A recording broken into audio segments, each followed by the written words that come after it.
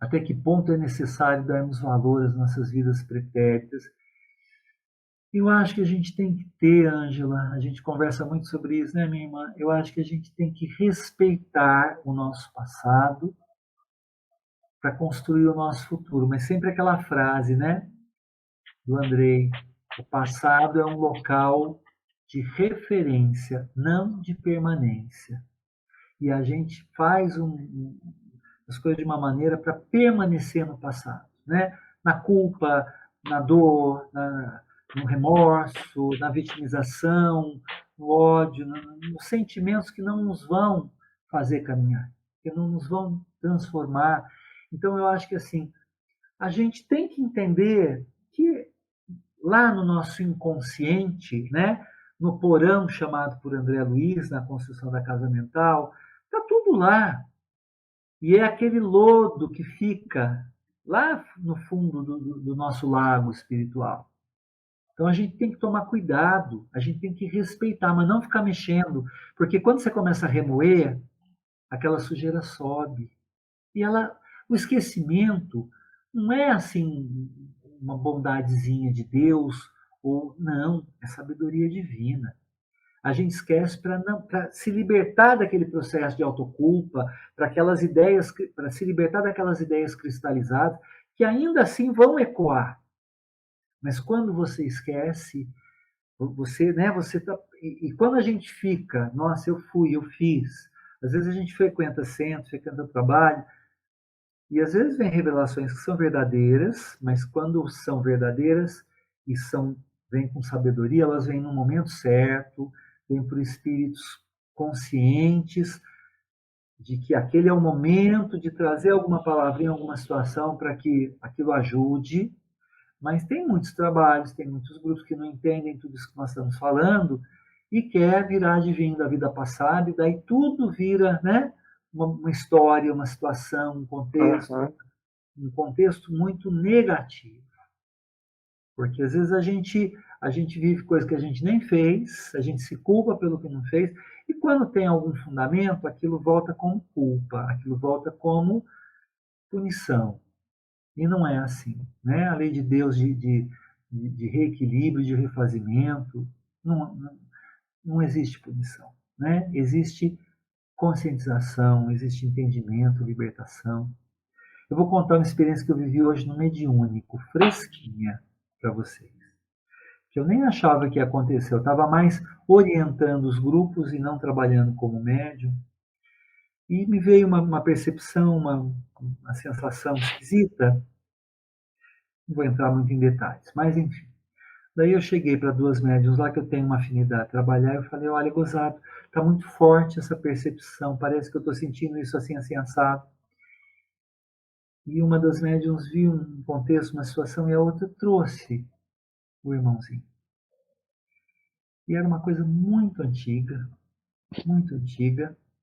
A gente fala que quer ser, né? O povo quer ser rei, quer ser rainha, quer ser Cleópatra, quer ser sei lá o quê. Uhum. O espírito veio me cobrando. Eu fui um rei. Deus permita que tenha sido muito antigo. E eu marquei muito aquela alma, né? Eu fui muito desumano, eu fui muito. Não era um espírito de evolução, era um espírito que também carregava ali as suas questões, a sua vontade de permanecer em sentimentos inferiores, né? Mas não importa. Na conversa, e fui eu que tentei doutrinar, foi nascendo em mim uma compaixão e uma vontade de pedir perdão. E quando eu vi, eu estava chorando. E eu não lembrei efetivamente, mas eu senti as emanações daquele passado que eu acredito que seja muito distante e que me levou às lágrimas e me fez pedir com muita sinceridade perdão. E mostrou aquele irmão de jornada que eu não era mais aquele que foi tão cruel e impositivo. E aquilo transformou o pensamento e eu pedi que ele aceitasse a ajuda dos irmãos espirituais que estavam ali juntos, os quais me ajudavam, que eu não era mais aquele, que eu estava longe de qualquer perfeição e que eu ainda carregava as dores de todo o mal que eu fiz a ele e sabe a quantos. Mas que isso não justifica ele permanecer no mal, na dor, no ódio, na raiva. Né? O mal que nós fazemos ao outro não dá, não empodera o outro para permanecer no mal. É isso que a gente precisa entender para nós. Porque a gente quer justificar o mal que a gente recebe pelo mal que a gente oferece quando a gente não consegue fazer esse entendimento de reparação, né, esse processo de entender, arrepender e se transformar, né, expiar e se reparar. E a vida vai trazendo essas oportunidades. Então, eu estou contando isso por quê? Porque eu não lembro, isso não me veio à mente, eu não sabia, eu não ia nem entrar em contato com os médios, eu não ia pedir nada, foi uma coisa muito, uma inspiração que veio, mediúnica, que tem essa mediunidade aflorada, e do nada aconteceu um momento lindo, e eu sei que veio uma emoção, eu chorei de emoção, conversei com ele nas lágrimas, e eu acho que isso me beneficiou e eu espero sinceramente, eu acredito que tenha beneficiado a esse companheiro de jornada. E é assim que as coisas vão acontecendo. Então não dá, se a gente fica empoderando o passado, não é um caminho seguro, porque a gente não tem maturidade, a gente não tem entendimento para lidar com isso tudo. A gente é muito frágil emocionalmente. Não precisa ficar concentrando no passado. O passado vem para ser reparado, para ser reequilibrado, como essa história que aconteceu comigo hoje e tantas outras, ou como as histórias do contato físico, como as pessoas que vêm nas nossas vidas. Se a gente tiver fé, se a gente tiver um sentimento cristão, a gente vai saber aqueles com os quais nós temos que ter paciência, tolerância, aceitação. A gente vai saber até onde levar. A gente vai saber usar bem do nosso livre arbítrio para construir pontes, elos, aonde a gente construiu, né, vazios aí, distâncias imensas, enormes. E é isso, né? A reencarnação é esse processo. Ela é muito mais do que eu fiz isso, eu fiz aquilo, eu fui, eu não fui. Não vamos pensar. O que a gente tiver que saber, às vezes, de alguma maneira vem. Se tiver que saber.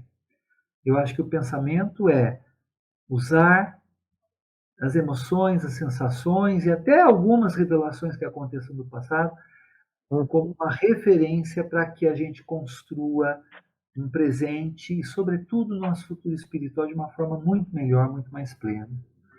Sim, importante é mesmo hoje, aproveitamento das oportunidades presentes. Consciência é tudo, é isso aí, minha amiga. Estamos tentando ter, né? Concordo plenamente, daí o sentido da frase de Jesus, o amor cobre a multidão de pecados. É verdade, porque gozado, né? Vocês já pararam para pensar que a grande questão, a dificuldade de perdoar, é que a gente se concentra em quem errou, né? E todos erraram. Não tem, né? Aquele que está assim, limpo, imaculado, sem pecados para tirar uma pedra, não existe. E a gente quer que o outro seja o primeiro a pedir perdão, a pedir desculpas. Isso não acontece. Daí isso alimenta a nossa vontade de continuar aquela luta inglória, que não leva a nada. Se a gente entendesse que o mecanismo não é, por exemplo, quando a gente é a parte mais ofendida, de receber o pedido de perdão, do outro reconhecer, não, eu errei mais, eu fiz. Se a gente se libertasse disso e a gente procurasse entender o que aconteceu aqui. Tá bom, ele me machucou. Mas eu já entendi que ele me machucou, que ele se desequilibrou, que ele não tinha amor suficiente no coração dele, que ele não tinha entendimento suficiente. E então eu vou acalmar isso dentro de mim. Se eu errei, eu vou fazer a minha parte, eu peço meu perdão, que ele pode não aceitar, mas eu vou consertar esse sentimento em mim, né? Eu vou me libertar de qualquer sentimento inferior, obscuro, e eu vou me iluminar. Porque é isso que liberta, é isso que harmoniza a lei, é isso que reequilibra. E é justamente a falta disso que mantém a gente na dor, no sofrimento. A gente vê, você sabe que a gente faz o trabalho, um atendimento às mães que perderam os filhos. E são Uhum. muitas histórias muito tristes. Eu, de antemão, eu não falo isso julgando o sentimento de cada mãe. Eu falo como uma reflexão que a gente precisa pensar, porque às vezes algumas perdas são muito duras, né? Uma mãe que tem o seu filho assassinado, uma situação de crime, uma mãe que tem um filho que estava envolvido com alguma questão complicada, ilícita, mas não era uma pessoa má e numa situação ali perde a vida.